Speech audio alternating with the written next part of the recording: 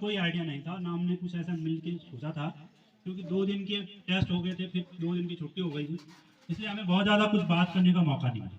लेकिन आज मैं आपको बता देता हूँ थोड़ा सा, मैंने भी बहुत ज़्यादा कुछ पढ़ा नहीं उनके बारे में अभी तक, लेकिन उनकी कुछ कहानियाँ हैं जो हमने पढ़ी हैं और उनसे जो समझ बनी है उसमें आप लोगों के समक्ष रख रहा हूँ। उसके बाद हमारे कक्षा 10 के बच्चों ने एक छोटा सा नाटक तैयार किया उनकी कहानी पर, वो आपके सामने रख रही होंगी। और फिर मैं शिक्षक साथियों से भी अनुरोध करूंगा, अगर वो अपना कोई विचार मुंशी प्रेमचंद जी के बारे में उनके पास कुछ विशेष हो तो रख सकते हैं। स्वागत है सबका। तो मैं मुंशी प्रेमचंद जी के बारे में बता दूं आपको कि मुंशी प्रेमचंद जी, इनका बचपन का नाम जो था, इनका असली नाम जो माता पिता ने दिया था वो धनपत राय था। और धनपत राय जी का जो जन्म है वो बनारस या वाराणसी जिसको बोलते हैं, वहाँ पर हुआ था आज ही के दिन 31 जुलाई सन 1880 में। उन्होंने गरीबों की, कुम्हारों की, चमारों की, भंगियों की, ऐसे लोगों की जिनको लोग नाम लेना था, जो अछूत थे, जो अस्पृश्य लोग थे, या जो किसान लोग थे, खेतीहर थे, मजदूर थे, उनके लिए उनको वो अपने पात्र बनाते थे और उनकी कहानियां वो लिखते थे। क्या आपने कभी 2 बैलों की कथा पढ़ी है? कौन सी कक्षा में है वो? 9th में। क्या आपने कभी एक बच्चे वाली कहानी पढ़ी है जिसमें अंडा रहता है और वो 2 भाई बहन रहते हैं, उसका नाम क्या है? क्या है उसका नाम? नाम क्या है उस कहानी? हाँ, नादान दोस्त, बिल्कुल सही, नादान दोस्त कहानी का नाम है। वो भी मुंशी प्रेमचंद जी की है। ठीक है। क्या आपने कभी कफन के बारे में सुना है? कफन जो है उनकी कहानी है। गोदान सुना है? हम लोग होते हैं ना, कई बार रट रहे होते हैं प्रेमचंद की 4 रचनाएं याद कर, अब पता चला वो रचनाएं भूल गए हम, तो हमें उसके बाद कुछ नहीं आता। ठीक है। आप कभी हमारे लाइब्रेरी में आए तो वहाँ इतने मोटे मोटे नीचे लगे हैं प्रेमचंद की जो कहानियां हैं, उनका इतना मोटा किताब हमारे पास है, मान सरोवर के नाम से उनकी किताब है, जो कहानियां हैं उन संकलित है, और उनकी छोटी छोटी कहानियों की किताब है हमारे पास है। प्रेमचंद की 13 कहानियां, प्रेमचंद की प्रमुख कहानी। पढ़ना और सुनना दोनों अलग बात होती है बेटा, और सुनने लेने लायक पढ़ना शायद मुझे आए ना आए, लेकिन वो ज़्यादा महत्वपूर्ण है कि आप कहानी पढ़ें और दूसरे सुनने वाले से मजा लें। तो नमक का दौर होगा, इसमें कई अंक हैं, मैं केवल 2-3 अंक पढ़ूंगा। जब नमक का नया विभाग बना और ईश्वर प्रदत्त वस्तु के व्यवहार करने का निषेध हो गया तो लोग चोरी छिपे इसका व्यापार करने लगे। ये पुराने जमाने की बात है।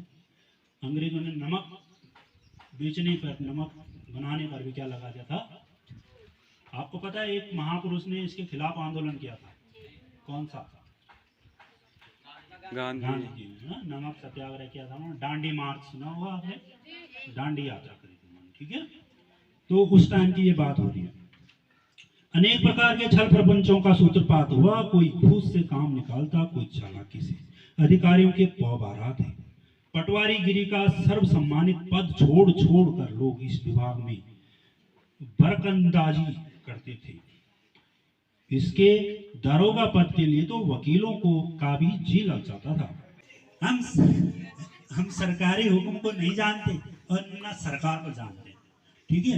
हमारी सरकार तो आप ही है, हमारा और आपका तो घर का संबंध है, हैं? और हम कभी आपसे बाहर हो सकते हैं? आपने व्यर्थ कष्ट उठाया। अरे हम तो यहीं से गुजर रहे थे और इस घाट से जाते और आपके देवता, इस घाट के देवता को कुछ चढ़ाते नहीं, ये तो हो ही नहीं सकता है?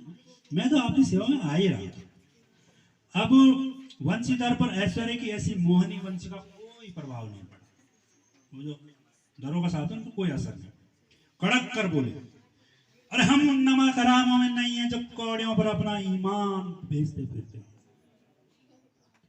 आप इस समय हिरासत में हैं, आप गिरफ्तार हो गए, आपका कायदे के अनुसार चालान होगा। बस मुझे अधिक बात करने की फुर्सत नहीं है। भाभी, मैं ये मांस लाया हूँ, जरा इसको पका देना, मेरे को बहुत भूख लगी है, जल्दी बनाना। जी देवर जी। थोड़ा दाल पी लेता हूँ। ये क्या, इसमें घी कहाँ है? मैं डाल दिया और दाल बिना घी की छोड़ दी। कि तुम्हारे मायके में क्या घी की नदी बहती है? हाथी मरे तो लाख का, हमारे जितना घी तुम दाल में ढालते हो उतना हमारे नौकर चाकर ही खा लेते हैं। दुष्ट औरत, तू मुझसे जुबान लड़ाती है, जी करता है तेरी जुबान खींच लूं। अगर वो घर होते ना तो तुम्हें मजा चखाते। जिसकी गुमान पर भूली हुई हो ना तुम, वो हो चाहे कोई भी हो, मैं किसी से नहीं डरता। दुष्ट औरत, तेरा मुंह क्यों उतरा हुआ है? मेरा छोड़िए, आप भाभी को संभालिए, वो कुछ ज्यादा ही जुबान चलाने लग गई है आजकल। अरे क्या हुआ?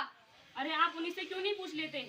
उनको जरा चुप कराइए, वो अन्यथा अनर्थ हो जाएगा। क्या हुआ बाबूजी? हाँ, स्त्रियों को मर्द से जवान लाना अच्छा नहीं लगता है। अच्छा ठीक है, मैं पूछता हूँ उसे। बाबूजी, अब मेरा इस घर में निवार नहीं हो सकता। क्यों बेटा? मेरे पीछे इस घर में स्त्रियों पर खड़ाऊ फेंकी जाती है। के साथ मैंने 7 फेरे लिए हैं, उसकी मान प्रतिष्ठा एवं सम्मान मेरी जिम्मेदारी है। मैं सहन नहीं कर सकता। नहीं बेटा, स्त्रियां तो घर का नाश कर देती है। उनको ज्यादा सिर पर चढ़ाना अच्छा नहीं होता है। वो मेरा भाई नहीं है। अगर उससे गलती हो उसका कान खींच लेना। नहीं, अगर आपको वो ज्यादा प्यारा है तो मुझे ना खुशी खुशी इस घर से विदा करिए। अगर आपको मैं ज्यादा प्यारा हूँ उसे कहिए इस घर से निकल जाए। बहुत बढ़िया, तालियां हो जाए इसके। भाई राम, मेरा बड़ा भाई, मेरे राम जैसा भाई मुझे ऐसा कहता है। अब वह मुझे इस घर में नहीं रहने देंगे। मैं जिनके सामने चारपाई पे भी नहीं बैठ सकता था, और चारपाई हुक्का पीना तो दूर की बात थी, वह मुझे अब देखना ही नहीं चाहते। ये मेरी ही गलती है। ये मेरी ही गलती है। अगर मैंने ऐसा नहीं किया होता तो इतना हंगामा नहीं मचता। सुनिए जी, लाला बाहर पे आ रहे हैं और रो रहे हैं। तो मैं क्या करूं? तुम बहुत पछताओगे। उन्हें अंदर बुलाइए। मैं नहीं बुलाऊंगा उसे अंदर। उन्हें गिलानी हो रही है। उन्हें ऐसा ना हो कि यहाँ से चले जाए। जाने दो उसे जहाँ जाना है। बोल यार, चिल्ला दो। भाभी, मैं जा रहा हूँ। भैया को मेरा प्रणाम कह देना। कहना अब मैं तुम्हें मुंह नहीं दिखाऊंगा। कहना कि उन्हें मैं अब अपना मुंह नहीं दिखाऊंगा। अब मैं यहाँ वापस नहीं आऊंगा। मेरा अपराध क्षमा कर। देवर जी, नहीं भाभी, जब तक आप और भैया मुझे माफ नहीं कर देते, मैं यहाँ कतई नहीं रुकूंगा। मैं ईश्वर को साक्षी मानकर कहती हूँ कि मेरे दिल में तुम्हारे लिए कुछ भी मैल नहीं है। अगर यही बात भैया कह देते तो मैं यहीं रुक जाता। आजा भाई, भैया आजा। लल्ला आजा। मैंने वो देखने के काबिल, बढ़िया, बहुत बढ़िया। तो ये देखिए, इन बच्चों ने दीवार पर देखा तैयार की है, और इसमें बहुत सारे बच्चों की रचनाएं जो हैं छपी हुई होंगी। कुछ में ये सब लगा हुआ है, और अभी भी इसमें बहुत कुछ चीज़ें आनी बाकी है। आपकी तरफ से अच्छी अच्छी चीज़ें इसमें आएंगी। ये दीवार पर धीरे धीरे और अच्छे संभाले हुए हैं। ये शायद हमारा अब 6वां अंक होगा, तो बड़ी खुशी की बात है कि आप इस काम को जारी रख रहे हैं।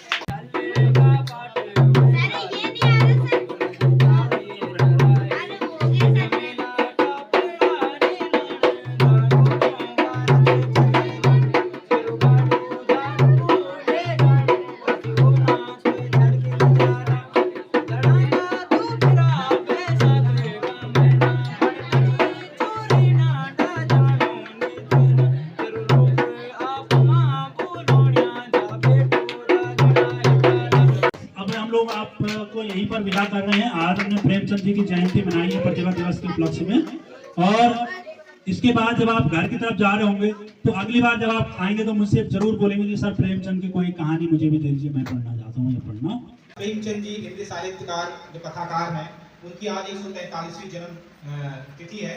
तो हमने सोचा कि क्यों ना ऐसा दिन चुना जाए जिस दिन आप सब शिक्षक साथियों के साथ, तो आज यह जिस हम विविधता की बात करते हैं, विविधता में एकता की, तो आज इस सभागार में वो विविधता हमें देखने को मिल रही है।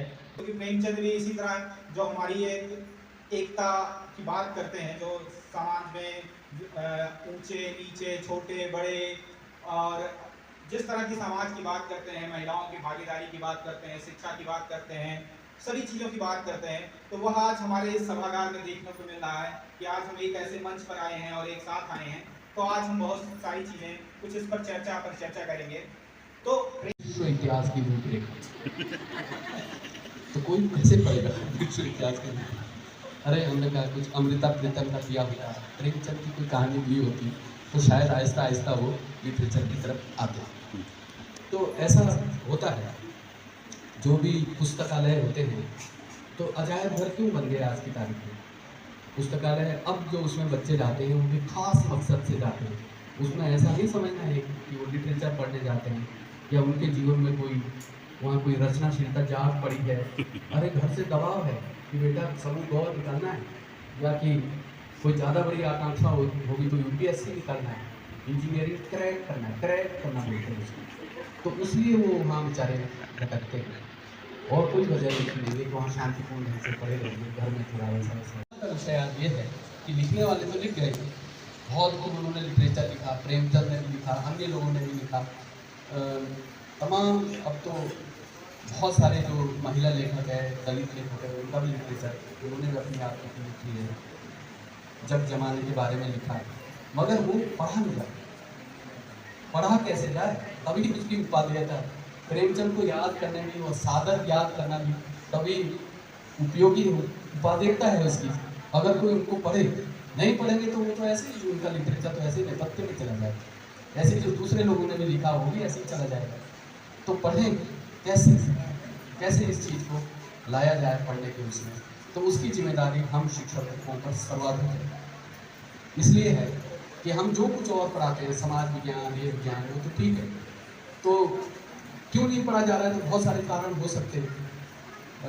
मोबाइल आ गया है, लेकिन जब मोबाइल नहीं था तब भी कभी लोग पढ़ते थे। तो क्या बात क्या है कि लोग पढ़ते थे?